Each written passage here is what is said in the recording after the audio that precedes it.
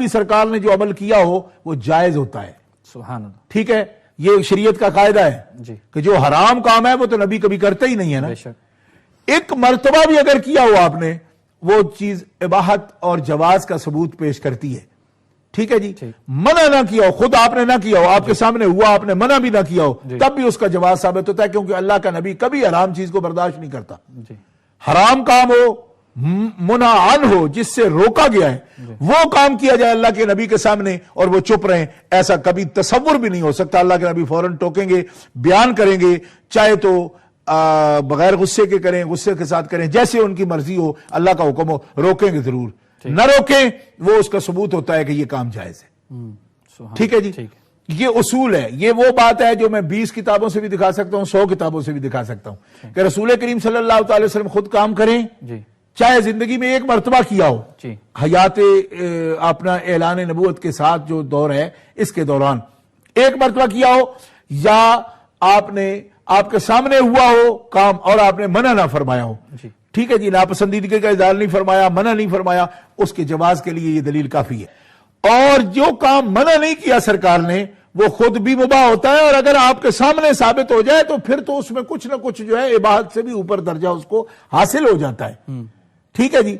تو اب یہ احادیث مبارکہ میں ثبوت موجود ہے کہ نبی کریم علیہ السلام عید کے موقع پر, نبی کریم علیہ السلام شادی کے موقع پر, خود اپنے گھر کی شادی کے موقع پر, یہ خاص توجہ والی بات ہے, اپنے گھر کی جو شادیاں ہیں اس کے اندر بھی نبی کریم علیہ السلام نے دف بجانے کا حکم فرمایا. ٹھیک ہے, دف بجانے کا حکم فرمایا اس میں کہ انتظام کرو اس کا. آپ کے سامنے دف بجایا گیا, آپ نے منع نہیں فرمایا. ام المومنین کے سامنے بجایا گیا, آپ نے اس سے منع نہیں فرمایا. حتیٰ کہ ایک صحابی نے منع کیا تو آپ نے فرمایا چھوڑو, عید کا دن ہے, کرنے دو جو کچھ کرتی ہیں. تھی بھی وہ لڑکیاں. اچھا, احادیث میرے سامنے ابھی میں پیش کروں گا اس پر. اچھا, یہاں ایک سوال کرتے ہیں لوگ. ایک بچی میری وہ بیت ہے, اس کا خامند بھی بیت ہے میرے, تو وہ بچی اگلے دن آئی تو اس کے بھی جو رشتہ دار ہیں کچھ وابیہ سے تعلق رکھتے ہیں, تو اس کے بھی ذہن میں انہوں نے ڈالا ہوگا بیچاری کے. تو مجھے پوچھنے لگی کہ پیر جی یہ جو انسٹرومنٹ بعض مثلا میں ہارمونیا ہے, فلانا ہے, تو یہ سب کے جواز کی کیا دلیل ہے, دف سے ہی لے جاتے ہیں یا؟ اصل میں لوگوں کے ذہنوں میں ایسی بات انہوں نے ڈالی ہوئی ہے.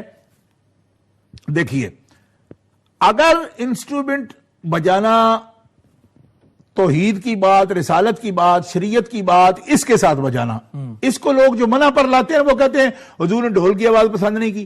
بھائی ڈھول صرف ڈھول ہونے کی وجہ سے تو حضور نہیں نہ پسند کرتے. کوئی انسٹرومنٹ بھی بجایا جا رہا ہے جو کہ ذکر کے لیے نہیں ہے تو سرکار کیوں پسند کریں گے, وہ تو توجہ ہٹاتا ہے رب سے. لہو الحدیث کی تعریف ہی یہ ہے قرآن پاک میں. دیکھو نا, بری بات کون ہے, وہ چیز ہے من یشتری لہو الحدیث لیضل عن سبیل اللہ. لہو کی تعریف یہ ہے, کھیل تماشا وہ چیز ہے جو آپ کو رب سے دور لے جائے. ایک چیز رب کی بات کو زیادہ خوبصورت بنانے کے لیے کی جا رہی ہو تو اس کو لہو الحدیث کہنا یہ بالکل ایسی بات ہے جو لوگوں کی اپنی من گھڑت ہے. اچھا, دوسری یہ بات ہے کہ ایک آدمی یہ کہنے لگا دف کی ایک تعریف ہے, وہ کتنا بڑا ہونا چاہیے, اتنا بڑا ہونا چاہیے, دف ایک طرف سے ایسا ہوتا ہے, دوسری طرف, یہ سب خارجیوں والی تقریر ہے. میں یہ پوچھتا ہوں کہ دف جو ہے اس میں کیا خوبی پڑی ہے, وہ بھی تو ایک انسٹرومنٹ ہے. تو ہر انسٹرومنٹ بجوا کے حضور دکھواتے. حضور لوگوں کو موسیقی سکھانے تو نہیں آئے تھے نا. یہ کیا لوگوں نے رکھا ہوا ہے کہ اگر 10 قسم کا مطلب انسٹرومنٹ بجتا ہے 10 قسم کا حدیث میں ہونا چاہیے. دیکھو, ایک صفہ کا چبوترا تھا, صفہ کا ایک چبوترا ہے, اب بھی ہے, جس پر حضور پڑھاتے تھے. ایک کمرہ بھی نہیں ہے وہاں, مطلب حضور کے مدرسے کا ایک کمرہ بھی نہیں ہے. تو اس چبوترے سے جنہوں نے 400 کمرے, اور وہ بھی منقش, زکاتیں مانگ کے نقش ڈالتے ہیں, ضرورت کے کمرے نہیں بناتے, اس کے اوپر پھل بوٹے بھی ڈالتے ہیں. اگر ایک چبوترے سے 300 کمرہ بنانا جائز ہے تو ایک دف سے دوسرا انسٹرومنٹ کیوں نہیں رکھا جا سکتا؟ یہ عجب مطلب ان لوگوں کا دماغ ہے. اور اس میں ساتھ محتمم صاحب کی اپنی کوٹھی بھی بنتی ہے. بیت المال کے کوئی کسی کو گدھا ملا ہو تو اس سے اپنی لینڈ کروزر بھی ثابت کرتے ہیں کہ کیونکہ بیت المال سے عمال کو گدھے ملے تھے لہذا ہم نے 50 لاکھ کی لینڈ کروزر خرید لی ہے. تو بندہ خدا جب ایک چبوترے سے 300 کمرہ ثابت کر لیا آپ نے اور لوگوں سے مانگ کے زکاتے نقش بوٹے ڈالیے ضرورت کے یہ بھی نہیں، حضرت اس کے اوپر پوری مینا کاری کرنی شروع کر دی زکات کے پیسوں سے. یا تو ضرورت کی چیز ہو، مینا کاری بنائی ہوئی ہے اس کے اوپر، نقش بنائے ہوئے ہیں. تو جو ایک چبوترے کی دلیل سے 300 کمرہ نکال لیا، تو دف پر کیوں اس بات پہ روکا ہے کہ دف ہی رہے گا، اس کے ساتھ ہارمونیم نہیں آئے گا؟ دف بھی تو ایک انسٹرومنٹ ہے نا ذکر کو خوبصورت بنانے کے لیے. تو نبی اللہ بنیادی طور پر صرف رب کی طرف لوگوں کو راغب کرنے آئے ہیں، موسیقی سکھانے نہیں آئے کہ ایک ایک آلہ بجوا کر کے دستے گئے بتاتے کہ یہ بھی بجا لو، یہ بھی بجا لو، یہ بھی بجا لو. ایک اصول آ گیا سامنے کہ جب کوئی چیز مزین کرنے کے لیے بجائی آپ نے منع نہیں فرمایا. جب منع نہیں فرمایا اس کا مطلب یہ ہے کہ جو چیز آپ کو رب کی یاد سے غافل کرے وہ بری ہے.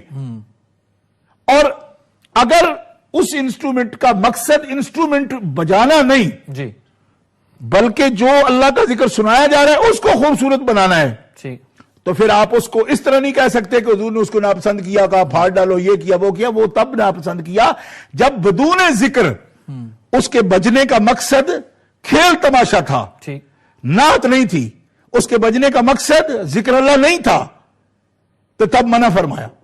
تو اس کا کوئی بھی قائل نہیں ہے کہ مقصد اللہ اور اللہ کے رسول کی یاد نہ ہو تو ویسے ہی موسیقہ بجاتے پھرو، اس کو تو کوئی بھی قائل نہیں ہے. البتہ ایک نعت شریف پڑھی جا رہی ہے اور آپ اس کو حرام قرار دے رہے ہیں، یہ بات